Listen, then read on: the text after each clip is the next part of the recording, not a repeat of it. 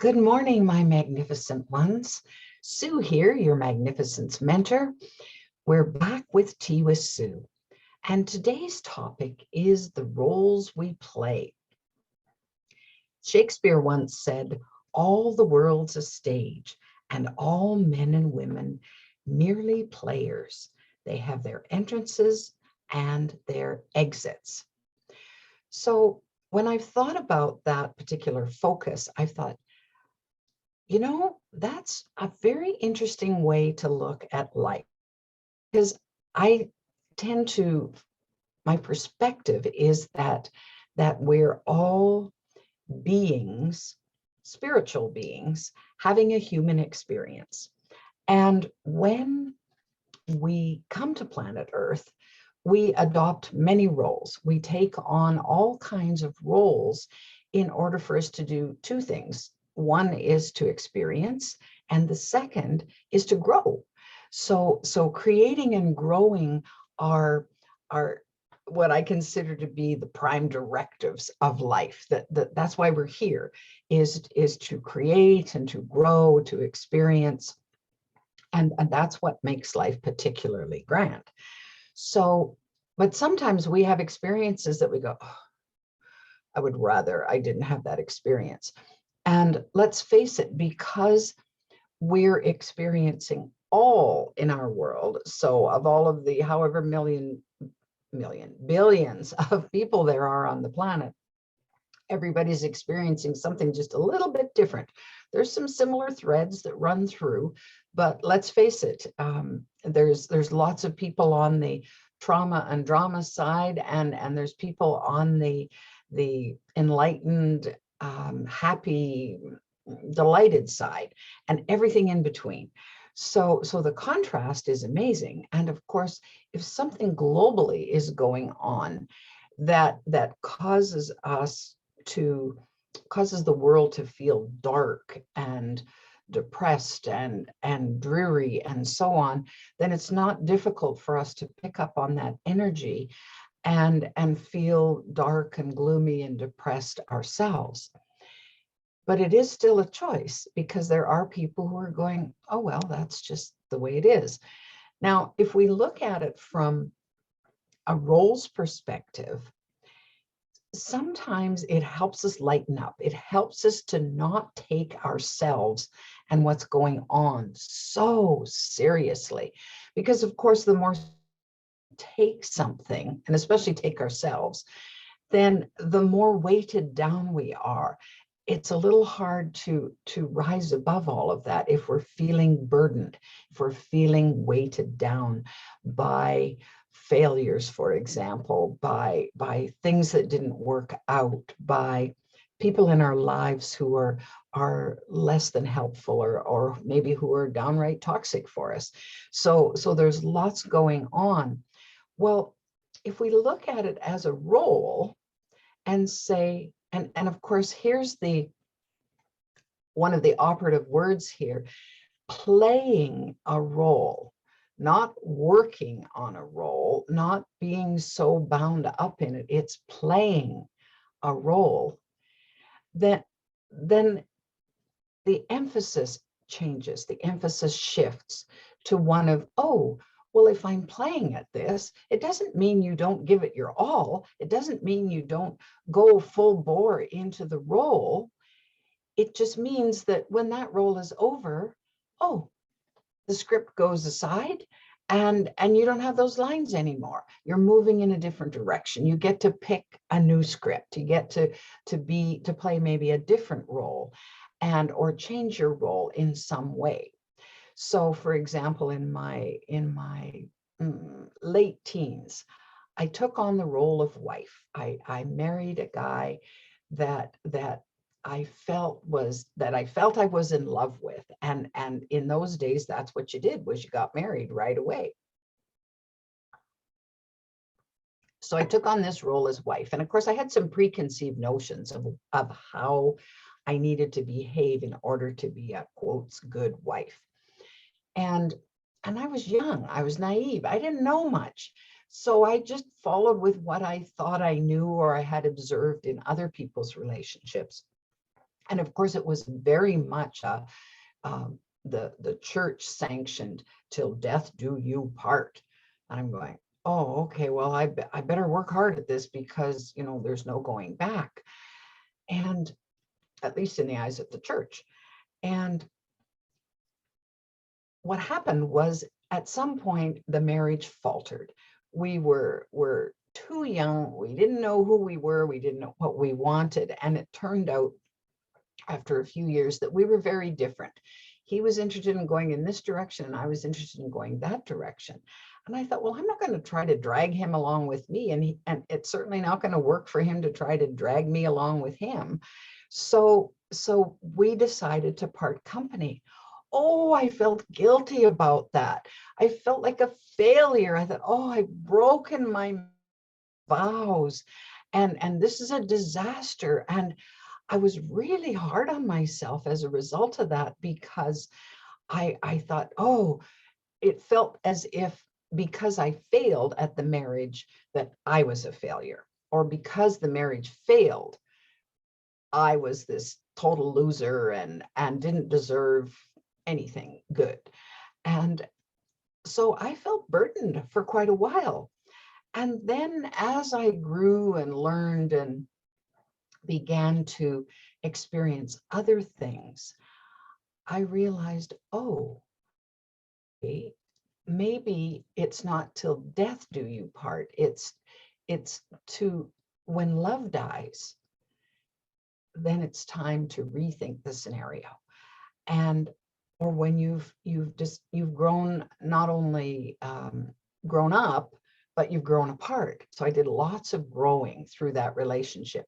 I don't regret it for 1 second. I don't regret that marriage. I don't regret the person that I chose, because it enabled me to see myself in a very different way. And it enabled me to grow within a kind of a secure parameter, because I was so young and so naive. So then I was married for a second time. It was a very different scenario. And we made somewhat similar vows, but we also recognized that probably the most important vow we made to each other, that regardless of what happened in the marriage, we would always remain friends. And even though the marriage itself didn't last, we've kept to that vow. So again, we discovered we were very different people. We wanted different things, but we grew in that relationship together. And then since we've gone our separate ways, we've grown in our own ways apart, and yet the friendship remains. So it is possible to maintain a friendly, a loving connection with a partner that you no longer have. I see so many people suffering because they've been hooked up for whatever reason to another individual. And when it didn't work, or it didn't last as long as they thought it was going to last, then there's all this trauma and drama around unhooking, around saying, okay, now we need to go our separate ways, instead of a calm conversation, hurtful though it may feel, and as devastated as we may feel. It is possible to acknowledge that there's nowhere to go but out of the relationship. But instead, there's this extreme confrontation, and there's this weeping and wailing and gnashing of teeth, and he said, she said, and on and on and on. And then there might be a physical unhooking, but the emotional attachment is still there. And I know people who have been split up from their partners for 20 years, and they still hold a great deal of anger about that situation and against that person. And I'm going, whoa, what's the point of unhooking if you can't release all that baggage?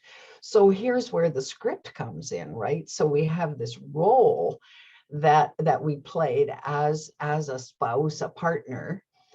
And when we relinquish that role, we're still kind of married to whatever script was there. And we go over the lines over and over again, looking for a better outcome. That's never going to happen because that play's over. You know, we came to the end, we dropped the curtain, and yet we're still clinging to that script and going through the pages and going through the pages. What happens is then we'll pick, because we can't detach from the script that we had, we'll pick another partner who in a slightly different form wants to play the same script that we were playing before. And you go, whoa, how many times are we going to go through this over and over and over? Like, how many performances with different partners do we need with the same script in order to say, all right, I'm done with this play. Let's try a different one. Let's move on. Well, in order for that to happen, it's really important that we learn to lighten up. We learn to not take ourselves so seriously.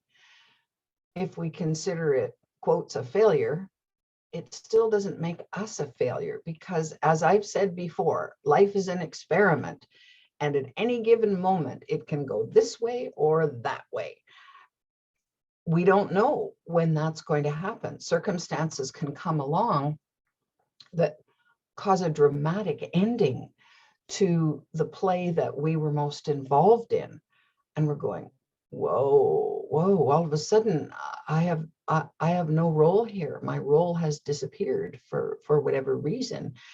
And you go, okay, well, then as you regroup, as you sort through whatever it is that you're, then you decide to pick again.